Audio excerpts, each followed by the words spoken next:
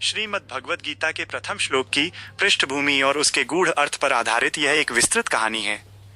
धर्म क्षेत्रे कुरुक्षेत्रे, एक धर्म युद्ध की आधारशिला। भूमिका: हस्तिनापुर का अशांत वातावरण। हस्तिनापुर के राजमहल में सन्नाटा पसरा था, लेकिन यह शांति किसी शुभ संकेत की नहीं, बल्कि आने वाले भीषण तूफान की आहट थी। कुरुक्षेत्र के मैदान में दो सेनाएं आमने सामने खड़ी थीं। एक ओर धर्म के प्रतीक पांडव थे, तो दूसरी ओर अधर्म और अहंकार की प्रतिमूर्ति कौरव।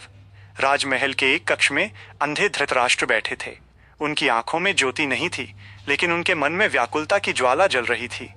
उनके पास ही संजय बैठे थे, जिन्हें महर्षि वेदव्यास ने दिव्य दृष्टि प्रदान की थी, ताकि वे महल में बैठे बैठे ही कुरुक्षेत्र के युद्ध का सजीव वर्णन धृतराष्ट्र को सुना सकें।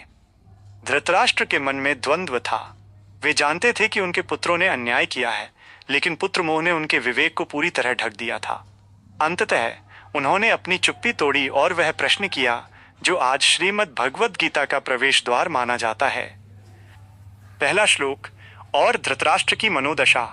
धृतराष्ट्र ने संजय से पूछा, धर्म क्षेत्रे कुरुक्षेत्रे समवेता युयुत्सवः मामकाः पांडवाश्चैव किम कुर्वत्। अर्थ: हे संजय, धर्मभूमि कुरुक्षेत्र में युद्ध की इच्छा से एकत्रित हुए मेरे और पांडु के पुत्रों ने क्या किया। इस एक श्लोक में पूरे महाभारत का मनोविज्ञान छिपा है। धृतराष्ट्र का पहला शब्द था धर्म क्षेत्रे। उन्हें डर था कि कुरुक्षेत्र की पवित्र भूमि कहीं उनके पुत्रों के मन को न बदल दे या पांडवों के पुण्य को और अधिक न बढ़ा दे। दूसरा महत्वपूर्ण शब्द था मामकाः, मेरे पुत्र। यहीं से अधर्म का जन्म होता है, मेरा और तेरा। धृतराष्ट्र ने अपने पुत्रों और पांडु के पुत्रों के बीच एक विभाजन रेखा खींच दी थी। युद्ध का मैदान, कुरुक्षेत्र का दृश्य। संजय ने अपनी दिव्य दृष्टि से देखा और वर्णन करना शुरू किया। कुरुक्षेत्र का मैदान शंखों की ध्वनि से गूंज रहा था। आकाश में धूल का गुबार था और वीरों की ललकार सुनाई दे रही थी। संजय ने बताया, हे राजन, आपके पुत्र दुर्योधन ने जब पांडवों की सुव्यवस्थित सेना को देखा तो वो डर गया। वो अपने गुरु द्रोणाचार्य के पास गया और उन्हें पांडवों की सैन्य शक्ति के बारे में बताने लगा। दुर्योधन का अहंकार उसके शब्दों में झलक रहा था, लेकिन उसके भीतर कहीं न कहीं पराजय का भय भी था। युद्ध केवल हथियारों का नहीं था, वो संस्कारों और संकल्पों का था। एक तरफ भीम की गर्जना थी, तो दूसरी तरफ भीष्म पितामह का अटूट अनुशासन। कहानी तब एक निर्णायक मोड़ लेती है जब पांडु पुत्र अर्जुन, जो संसार के सर्वश्रेष्ठ धनुर्धर थे, युद्ध के मैदान के बीचों बीच अपने रथ को खड़ा करवाते हैं। उनके सारथी स्वयं भगवान श्री कृष्ण थे। जैसे ही अर्जुन ने सामने खड़े अपने दादा भीष्म, गुरु द्रोण और अपने ही भाइयों को देखा, उनके हाथ से गांडीव धनुष छूटने लगा। अर्जुन का शरीर कांपने लगा और उनकी आंखों में आंसू आ गए। उन्होंने कृष्ण से कहा, हे केशव, मैं अपने ही स्वजनों को मारकर विजय नहीं चाहता। इस रक्त रंजित राज्य से तो भिक्षा मांगकर जीवन बिताना बेहतर है।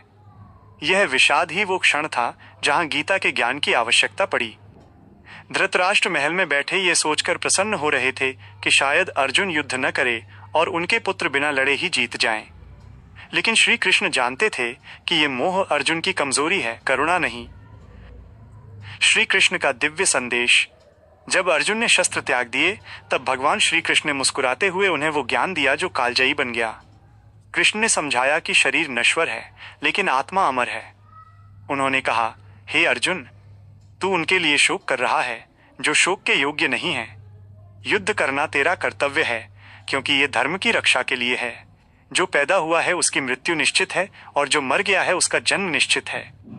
श्री कृष्ण ने अर्जुन को स्वधर्म का बोध कराया। उन्होंने बताया कि जब समाज में अन्याय बढ़ जाता है, तब चुप रहना भी अपराध है।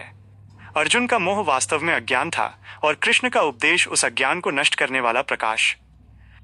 धृतराष्ट्र का भय और संजय का उत्तर। महल में धृतराष्ट्र संजय से बार बार पूछ रहे थे, संजय, क्या मेरा पुत्र दुर्योधन जीत रहा है? भीष्म पितामह ने क्या किया? संजय सत्य देख रहे थे।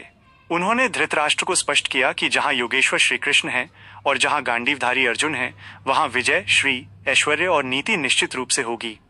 धृतराष्ट्र के प्रश्न में जो मामकाः, मेरा भाव था, वही उनके विनाश का कारण बना।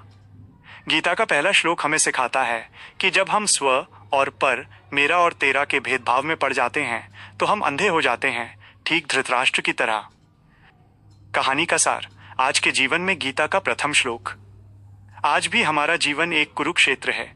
हमारे भीतर भी रोज एक युद्ध होता है। धृतराष्ट्र हमारे भीतर का मोह और अज्ञान है। दुर्योधन हमारा अहंकार है, अर्जुन हमारा वो मन है जो संघर्ष के समय घबरा जाता है, श्री कृष्ण हमारी अंतरात्मा की आवाज और विवेक हैं। जब हम पूछते हैं क्या हुआ, तो हमें ये देखना चाहिए कि क्या हम धर्म सही के मार्ग पर हैं या केवल अपने स्वार्थ के मार्ग पर। कुरुक्षेत्र के उस युद्ध में अंततः सत्य की जीत हुई। धृतराष्ट्र का वो प्रश्न जो उन्होंने बड़े संशय के साथ पूछा था, उसका उत्तर 18 दिनों के भीषण संघर्ष के बाद मिला। जिसके पक्ष में भगवान होते हैं, विजय उसी की होती है। गीता का पहला श्लोक केवल एक प्रश्न नहीं है, बल्कि यह मनुष्य के अंतर्मन की पड़ताल है। ये हमें याद दिलाता है कि यदि हम अपने जीवन को धर्म क्षेत्र बनाना चाहते हैं, तो हमें ममता, मेरा तेरा के बंधन को काटकर कर्तव्य के मार्ग पर चलना होगा। संजय ने कथा समाप्त करते हुए धृतराष्ट्र से कहा, हे राजन, मोह त्यागिए, क्योंकि काल समय किसी की प्रतीक्षा नहीं करता। जो धर्म के साथ है वही सुरक्षित है। इस कहानी से मिलने वाली शिक्षा: 1. स्वार्थ और मोह मनुष्य की बुद्धि को अंधा कर देते हैं। 2. कर्तव्य पथ पर कभी भी पीछे नहीं हटना चाहिए, चाहे सामने कोई भी हो। 3. जहां न्याय और ईश्वर का साथ होता है, जीत वहीं होती है।